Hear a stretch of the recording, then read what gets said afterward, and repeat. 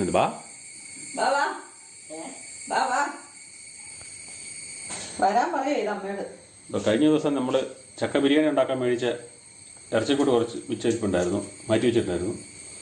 അതുകൊണ്ട് നമ്മൾ ഇന്ന് വേറെ വിഭവം കപ്പ ബിരിയാണി. കരോട്ട വീട്ടിലെ ലീലാമ്മ ചേച്ചി ഇച്ചിരി കപ്പ തന്നു.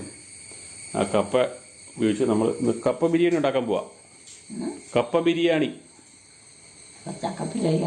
ചക്കയല്ല, കപ്പ. ചക്ക നാളെ ഉണ്ടാക്കി തിന്നില്ലേ? കപ്പ ബിരിയാണി. അമ്മ ഉണ്ടാക്കിക്കൊണ്ടിരുന്ന സാധനമാണ്.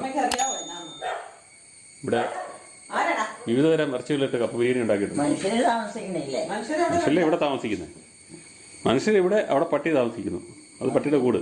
അവിടെ താമസക്കാരില്ല, സ്ഥലം കിടപ്പുണ്ട്. പിന്നെ അതെ, താമസിക്കാൻ ആളില്ലാത്തതുകൊണ്ട്.